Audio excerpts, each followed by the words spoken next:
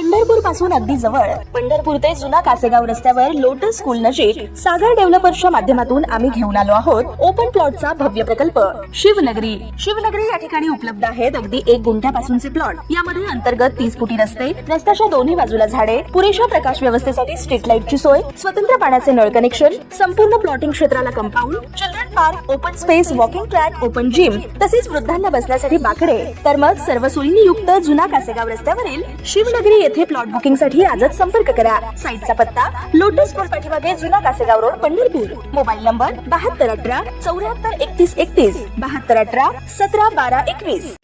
ताज्या घडामोडी पाहण्यासाठी आमच्या YouTube चॅनलवरील PVR म्हणजेच पंढरी वार्ता या न्यूजला सबस्क्राईब करा आणि शेजारील बेल आयकॉनवर क्लिक करा. भारतीय जनता पार्टी पंढरपूर मंगळवेढा विकास आघाडीच्या नगराध्यक्षपदाच्या उमेदवार श्यामल शिरसट तसेच प्रभाग क्रमांक 15, 16, 6 आणि 7 मधील भाजपा आघाडीचे नगरसेवक पदाचे उमेदवार यांच्या प्रचारार्थ महात्मा फुले चौक येथे माजी आमदार प्रशांत परिचारक यांच्या प्रमुख उपस्थितीत कॉर्नर सभा घेण्यात आली. यावेळी मोठ्या प्रमाणात जनसमुदाय उपस्थित होता. पंढरपूर शहरामध्ये मागील वेळेच्या वचननाम्याच्या 90% कामे पूर्ण झाली असून कोणीही येऊन याची पडताळणी करावी असं जाहीर आवाहन प्रशांत परिचारक यांनी विरोधकांना केलंय. तर यावेळी या परिसरातील उर्वरित विकास कामे ही निश्चितपणे लवकरच पूर्ण होतील असा विश्वास देखील परिचारक यांनी व्यक्त केला. या कॉर्नर सभेत या वर्गातील उमेदवार तसेच भाजपचे समर्थक यांनी आपले विचार मतदारांसमोर मांडले. यावेळी बोलताना पहादार म्हणाले, नेते आदरणीय प्रशांतराव परिचारक साहेब, व्यासपीठावरील सर्व भावी नगरसेवक, उपस्थित असलेल्या सर्व महिला भगिनी, कार्यकर्ते, या भागातील नागरिक, खरं तर आतापर्यंत एक कामगार नेता म्हणून आणि नगरपालिकेचा डेप्युटी सीओ म्हणून बोलण्याची सवय, परंतु या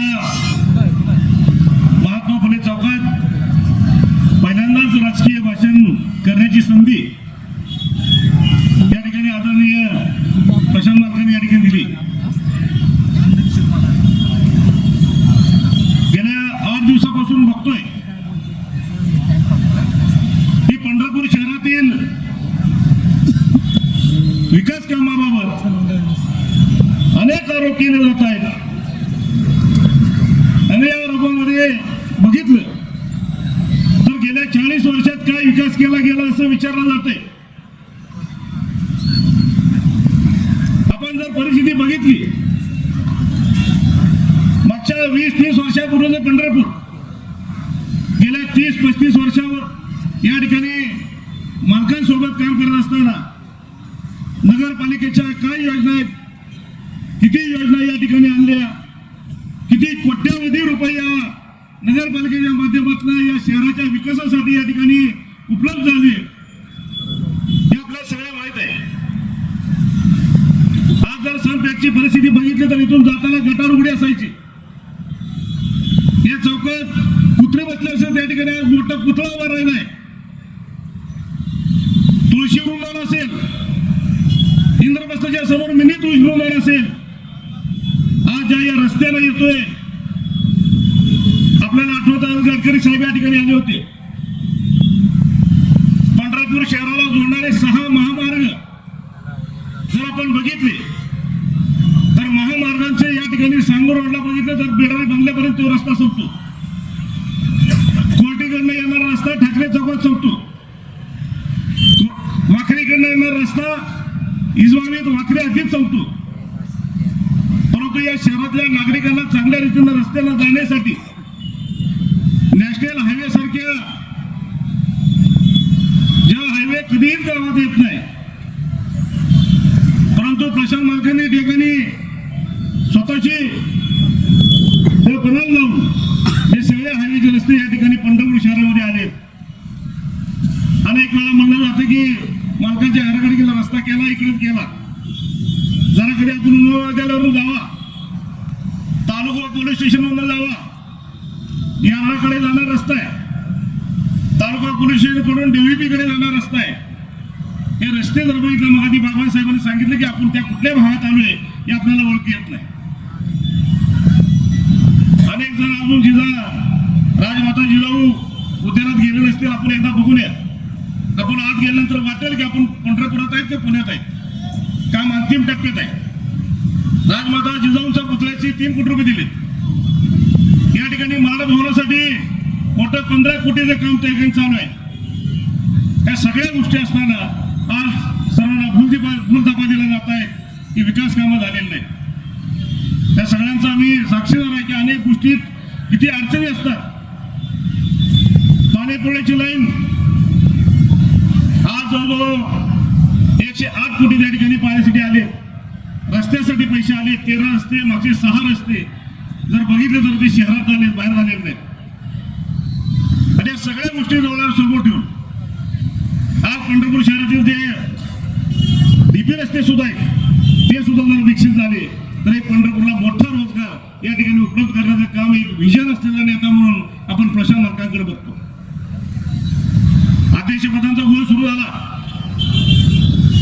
आणि कुणाला द्यायचा आम्ही 7 ते 8 जण त्या ठिकाणी इच्छुक होतो. आमची बैठक झाली. त्या बैठकीमध्ये सांगितलं गेलं की आपण कोण कोण इच्छुक आहेत सांगा, काय काय करायचंय. आमच्या सगळ्यांना बसवलं गेलं. मलाही विचारलं की तुम्ही मराठा समाज आहेत, मुळे मेंबर आहेत, मराठा समाज आहेत, ज्यांना गेले अनेक वर्ष या नगरपालिकेचा अनुभव आहे. लक्ष्मण पापर साहेब होते, अमोल डोके होते त्या रेसमध्ये, प्रभाकर खटेकर होते.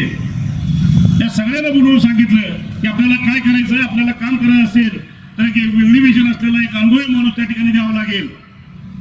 आम्ही सांगितलं की मालक आपण जे सांगचाल त्याच्या आम्ही मागे. जेव्हा ही प्रक्रिया सुरू झाली तेव्हा मला अनेक लोकांची फोन यायची की साहेब चान्स आहे, सोडू नका. अनेक लोकांनी सांगितलं की तुम्ही उभा राहा, तुम्ही निवडून येत आहे. परंतु आमची गेली 30-40 वर्ष प्रचारक कुटुंबाशी बांधिलकी आहे, त्यांची नाळ आमची जुळलेली आहे. आणि म्हणून आम्ही सांगितलं की मालक जे तुम्ही सांगचाल तोच उमेदवार आम्ही त्याच्या मागे आम्ही उभा राहू आणि त्याचा प्रचार करूया.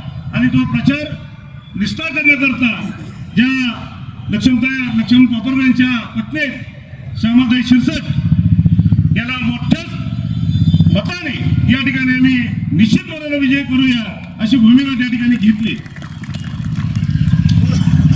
आपल्या समोर सगळे नगरसेवक या ठिकाणी मत मागायला येतात.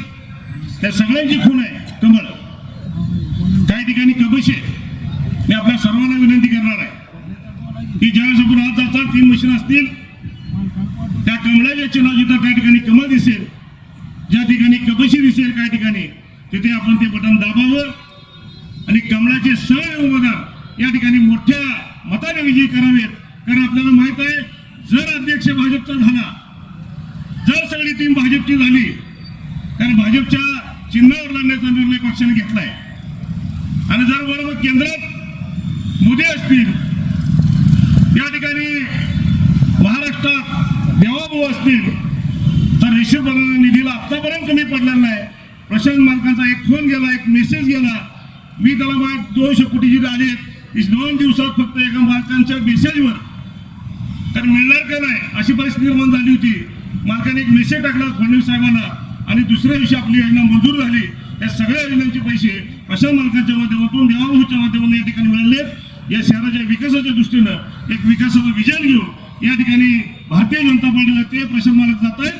तर आपण सर्वांना विनंती करतो की आपण भारतीय जनता पार्टीच्या सगळ्या उमेदवारांना मोठ्या मताने विजय करावे. धन्यवाद. जय हिंद, जय महाराष्ट्र.